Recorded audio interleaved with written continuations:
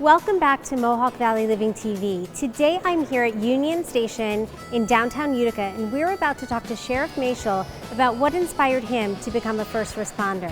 Then we're headed to Kunkel Ambulance Company to talk to two more of our first responders who were instrumental in saving the life of a local resident.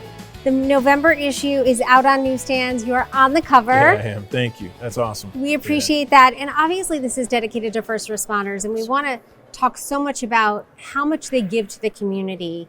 And one of the things we talked about in the magazine, we asked you what inspires you. Yep. So if you could just elaborate on that a little bit. I think one of the neat things about being a first responder is, no matter what, every day that you go to work, you're going to make a positive difference in someone's life.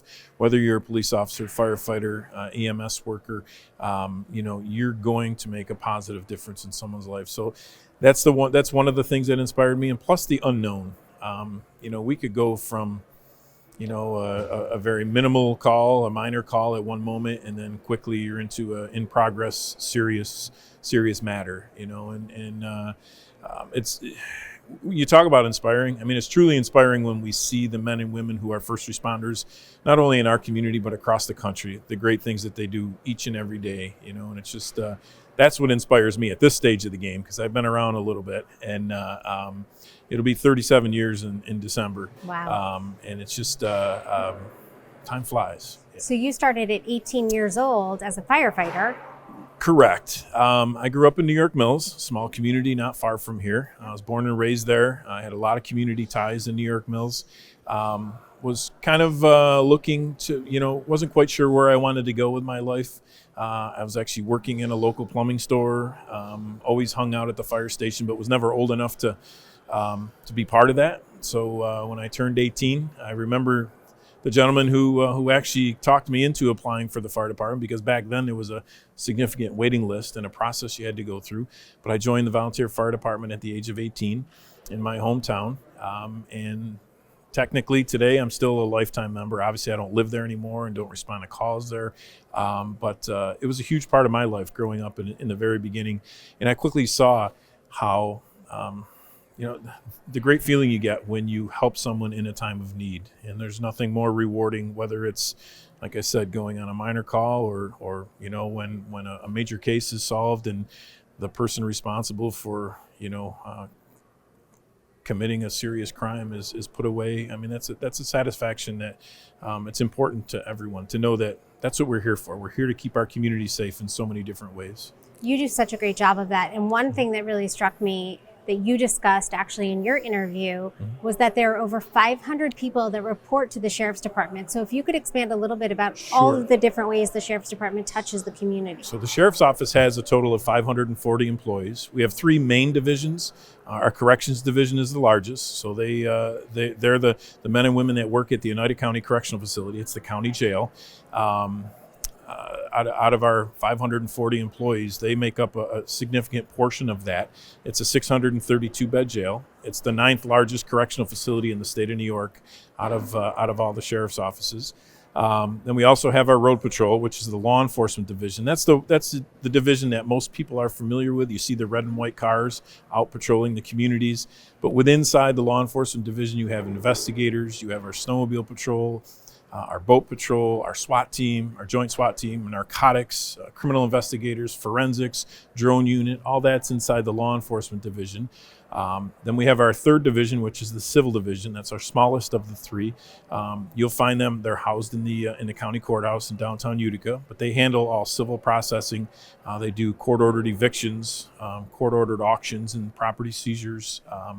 So there's a lot of moving parts. And then in addition to those three divisions, also we have our municipal security unit.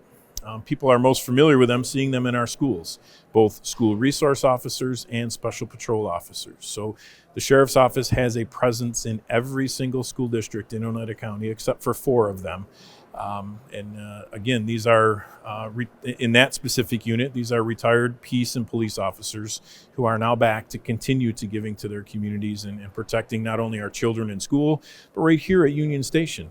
We have our special patrol officers, both at DMV and at the railroad entry point, where, again, providing security to the people of our community. That's amazing. You really do see the touch points everywhere, specifically in the schools. It's so important to keep our kids safe. Absolutely. And one other thing I wanted to talk about is you kind of have a little bit of a different life outside of work, which obviously is a huge part of your life, but you also live on a farm. Yeah, my wife and I, we have a working farm in the northern part of the county in Holland Patton. My mom originally is from Holland Patton, family of dairy farmers. My grandfather was a dairy farmer when he was alive. 3 of my uncles were dairy farmers. So at an early age, I was exposed to the farm and became a part of my life. Worked for one of my uncles for 5 or 6 years growing up. And at first, I wanted to be a dairy farmer. Obviously, my paths changed as I got a little bit older, but I never got that out of my system. So it's something I always wanted to do, was to be a farmer.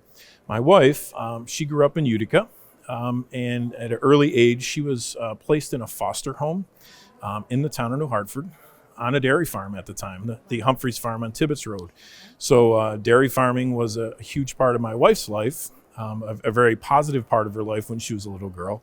Obviously, we didn't know each other then. But when we met in our early 20s, sharing childhood stories, we both had this farm thing in common. So we said someday when we get married and have kids and our kids get old enough, we want to get our own farm.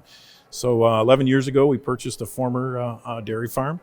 Wow. And we raise beef cattle. And I joke around, I say my wife suffers from a severe addiction to horses, but because when she was a little girl, she dreamed of having a horse. Now she has 8 of them. Wow. And most of them are former racehorses who are in their retirement home with us, but and living the life, I'm sure. Yeah, they're a lot of work, that's for sure. But we have a bunch of other animals too. But it's a very active place, requires a lot of work. But at the end of the day, it's kind of therapy, you know, from our regular job. My wife works in the education system. The job I have, I drive 15 miles from the office, and I'm on a working farm, so it's a good way to get some exercise and certainly to clear my mind. So. And it sounds like if your wife is working in education, you're both really giving back to the community. So it is necessary to have that time to kind of unwind and decompress. Yeah, and we're blessed. We have 3 children. My oldest is a police officer here in Utica. She's been on the job almost 9 years. Amazing. And my middle guy, he's works at the Solid Waste Authority. And then our youngest, working on her master's degree, but she's currently a full-time caseworker for Oneida County. Wow. So it really, it's in the blood. It is. It is. It's a great community. This community has given us so many opportunities. And, it's just, it's very rewarding to be able to, like I said, to help people in the community. I love it. So I want to thank you again for being part of this special issue. Thank you for everything you do for our community. Thank you, my pleasure. And I hope you and your family have a wonderful Thanksgiving. Same here. Thank you very much. Up next. Her heart was not beating, she was not breathing, and we loaded him into the front seat to come with us. And then once we got her back and she was talking to us, I was able to walk out and let him know. We got her back, and I think he heard you talking, and he's like, I hear her talking. So, but yeah, so I can't imagine how he felt at that moment.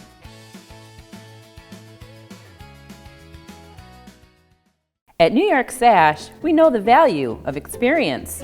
We also know when to let someone else take the lead. This is too heavy! Because trusting experts means letting people do what they do best. For over 35 years, that's how we've earned trust. One home, one project, one family at a time. Stop into our showroom or call to take advantage of 20% off this month. So trust New York Sash and let our family take care of your family. Brilliant water. BioGuard brings the promise to life. BioGuard dealers are your neighborhood pool and spa care specialists. Visit us today for expert advice and a complimentary water analysis. For your free professional water analysis and all your other pool and spa needs, visit the professionals at Garrity Pools and Spa, your local BioGuard dealer. Garrity Pools and Spa, 234 South Caroline Street, Herkimer, or on the web at garritypools.com. Throughout the years, we've remained committed to helping local food pantries during the Thanksgiving seasons, and we're proud to have grown our annual food drive from filling 1 vehicle to now filling 10 vehicles. For the past 13 years, we've donated to many different food pantries throughout Herkimer, Oneida, and Fulton County to help make the holidays a little easier. This year, our donations are going to feed our vets. Visit any of our 8 dealerships and help us fill the vehicle in our showrooms with food as we proudly give back to those who served. It's here, the only robotic GPS in the state outside of New York City. The Excelsius GPS. No need to travel to the big cities. The best technology is right here at Central New York Brain and Spine Neurosurgery. The Excelsius GPS provides a safer and more precise surgery with better outcomes for you. Improved accuracy, less time under anesthesia, and incisions are reduced to only millimeters. For world-class care and the latest technology, call Central New York Brain and Spine Neurosurgery, where Dr. Q cares about you. The November issue of Mohawk Valley Living is out on newsstands right now, and it's giving thanks to our first responders. 2 of the first responders featured on the cover are here with me today at Kunkel Ambulance. Your story is a little bit different than some of the other people we featured in the magazine, and it is because there is a very specific incident which happened at a church in New York Mills where, Anne, you went into cardiac arrest. That's correct. Can you take me back to that moment and what you remember happening, how you felt, and then kind of what you remember next? Well, we were actually on our way to a concert. We decided we wanted to go out to breakfast, so we decided we'd go to church first. It's a mass we don't normally go to. And when we were there, my husband turned to me and just said, "Are you okay?" And I said, I don't feel well. And then that was the last thing that I remember until I got to see the 2 of them in the ambulance. So you guys were both working, and you get the call.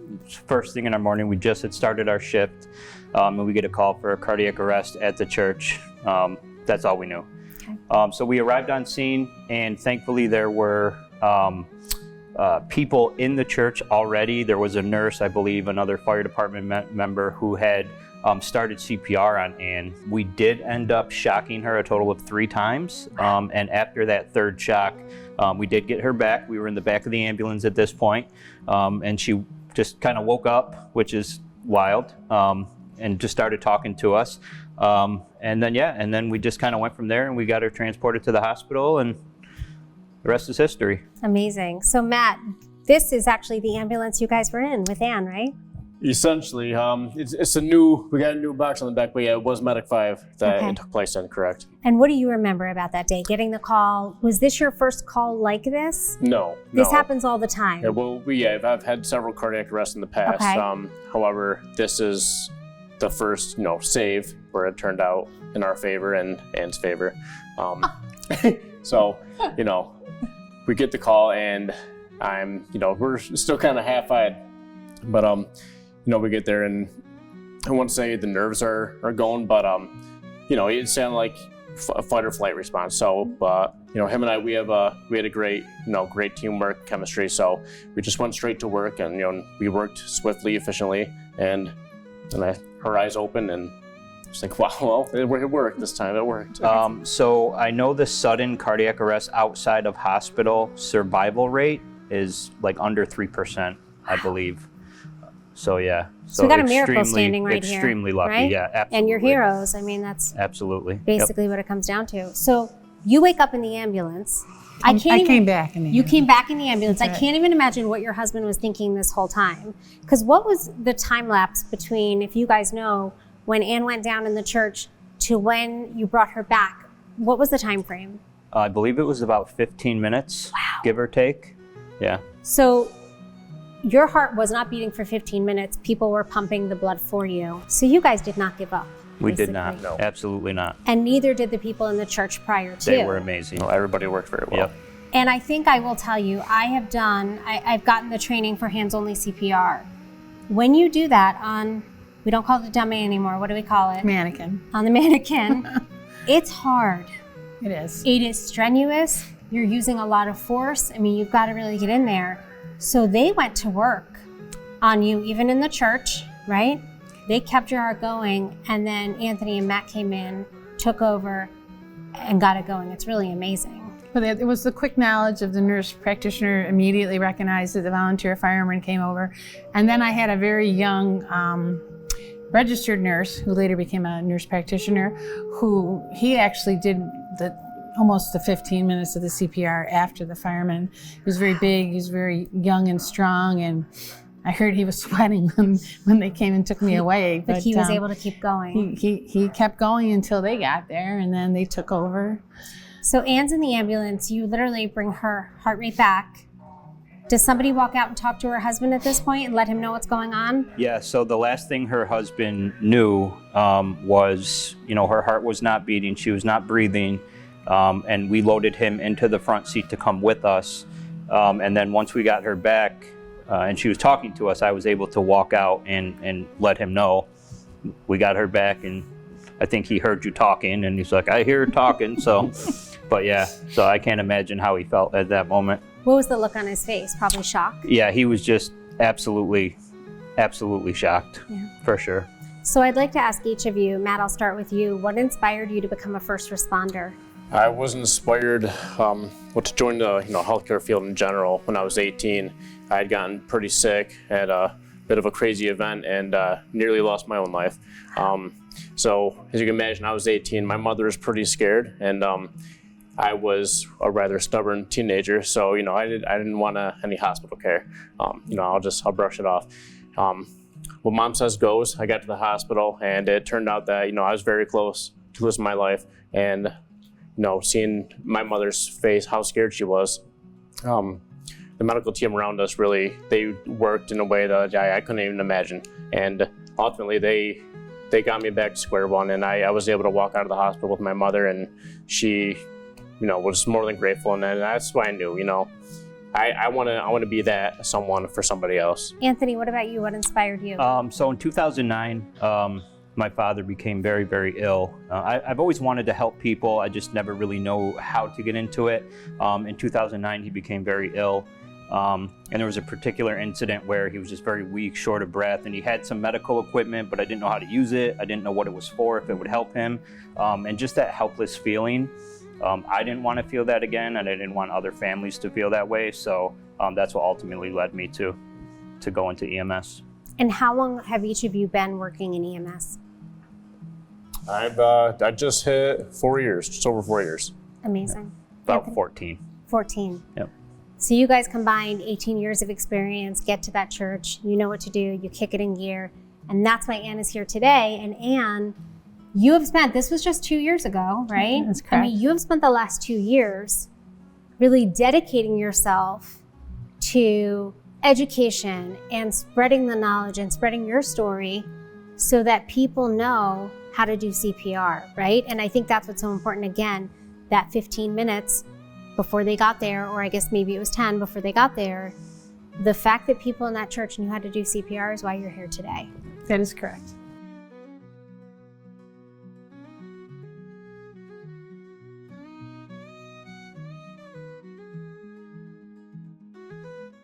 At New York SASH, we know the value of experience. We also know when to let someone else take the lead. Because trusting experts means letting people do what they do best. For over 35 years, that's how we've earned trust. One home, one project, one family at a time. And right now, stop into our showroom or call to take advantage of 22% off. So Hear ye, hear ye! Welcome roofing royalty to your home. The King awaits with bountiful savings. The Roofing King can help you with all your roofing needs. The Roofing King and all his men have the royal plan with perfect installs, maintenance, repairs, and free inspections. Call 315-269-3519 or visit roofingkingusa.com today. Save yourself time and money with your roofing professionals, the Roofing King. We are the best spine care facility in the region. We are providing world-class care for our patients. We are Central New York Brain and Spine Neurosurgery. Suffering from neck pain, back pain, frustrated because you can't get any relief? Let Dr. Q and his staff provide you with the care and compassion that you need. With the latest and greatest technology, Dr. Q and his staff will help get your health and your life back to what you deserve. Dr. Q cares about you. Call us today. I've seen you at a lot of American Heart Association events and things like that. We'd love to talk about that a little bit. I know that the American Heart Association is trying to really spread that message to get people to do hands-only CPR. Can you tell us a little bit about that? So last year they did have me become the Red Cap ambassador. So that was nice. I had opportunities on television, radio. I got to be on a big poster board in the middle of the street, which is really cool. And wherever they want me to go, I just go and talk about it. Because what you have to understand is that without help within 4 minutes, a cognitive impairment starts to set in.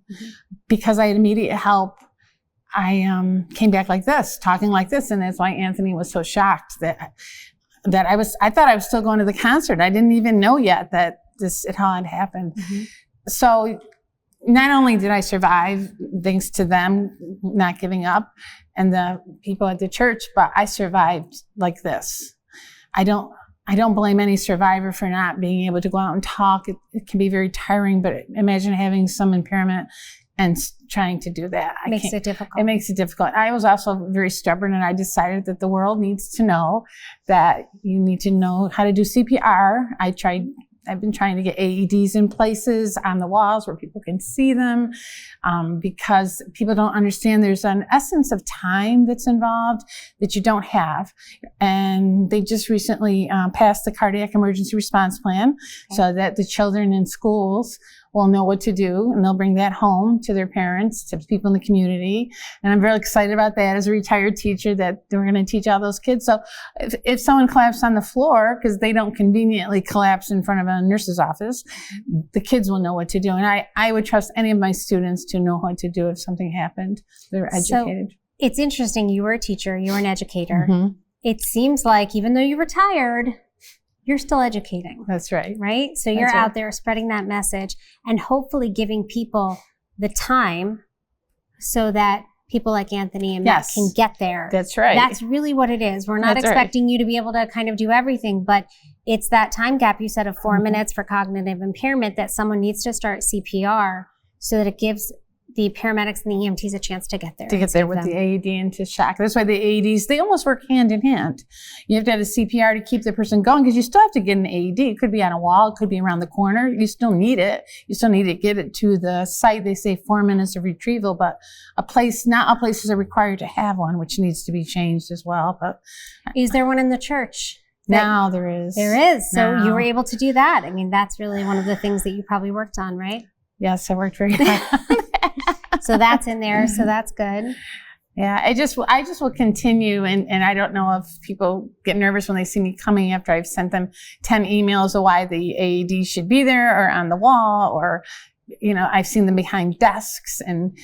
And so I don't know if they get nervous when they see me coming, or they're like, okay, Ann, you're on a mission. I'm on a mission. You're on a mission. Yes, I'm very stubborn too. That's a good thing though in this case, because it's helping other people. That's right. Anthony, for you, what did this event mean to you and your career, having been doing this for 14 years and saying that there is a less than 3% chance of bringing someone back? Yeah. It was absolutely incredible. I've never had this happen before in my 14 years. Anne was the first patient who we were able to bring back and has been leading a healthy, productive life. It's just absolutely incredible. And I mean, talk about paying it forward. The work that she's doing, the countless lives she's saving, it's incredible. Absolutely incredible. So proud of her. Anytime I do something, they're doing it too. They're with you. They're with me. That's right. And Matt, thinking about 4 years as an EMT, this was 2 years in for you. Yeah. So talk about impact, right? So within 2 years of being an EMT, you have a situation like this happen. What has it meant to you? Well, definitely, I'd call it a respark in purpose. Like I said, it wasn't my first, cardiac arrest that I had worked, but like the first save, and after you see, you know, so many prior where it's the outcome that we don't want, this happening was like, you know what, holy moly, it does work, you know? So it kind of just guided me to, you know, say, you know, this is what you're supposed to be doing, you know, and, you know, keep doing the trainings, keep doing the, you know, practice. And, you know, it, like you said, it'll be a chain reaction. And now here she is, and, you know, paying it forward, and Lord knows how many more lives are being saved. I love that. So what was the first meeting like for you guys? So, and obviously you spent some time in the hospital, you were able to get care, and then you get out of the hospital, you go home. Obviously you had to rest and recover. What was the first meeting for you guys? How soon after the event, and what was that like for you? It was a little time before I got down here because, like many people, I didn't understand that it's not automatic that a first responder will come back and save your life. I just assumed, well, that's their job. That's what they do. But they're very good at it. In fact, the fireman had said when he saw them, he was so happy because they're the best. I know, but I didn't know that. So it was longer than I had wished it would be. But I came down. He wasn't here at the time. I surprised him. I told the person in charge I was coming, and I waited in the office, and he came running in because he thought it was some emergency call. And he just kind of stood there and looked at me. Yeah, it's wild. It's wild to see her outside of that setting after all this happened. But they also came to the hospital to see me, which is very unusual. And they said, well, you probably don't know us. And I say, yeah, I know who you are. You knew right away. I knew immediately because I was arguing with him in the ambulance. Wait, saying what? You wanted to go to the concert still? I thought I was going to the concert still. And I said I'd had seizures previously and came back into an ambulance. And I go, oh, I had a seizure. And he said, no. And I thought he was mad at me because he just kind of looking at me like, and I said, yes, you need to go get my husband right now. And you need to ask him about my seizures. I have a history. Because I got to get to this concert. You know, I have time for the. Yeah. And you know. And Anthony you were probably in shock of like, all right, we brought her back. And now. Absolutely. Now she's telling me she had a seizure. You're like, she's no. Like, I had a seizure. No, you didn't. That's amazing. So over the past 2 years since this happened, since the event, you guys have obviously stayed in touch. Yes.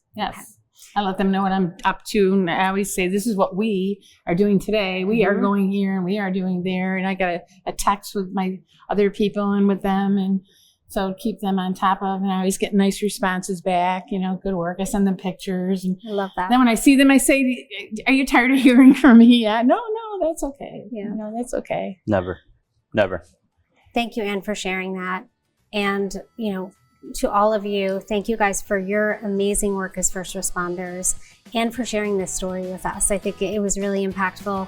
For anyone that hasn't read it, it's in Mohawk Valley Living's November issue, and there's more detail about that day and what happened. But again, I thank you all for coming here.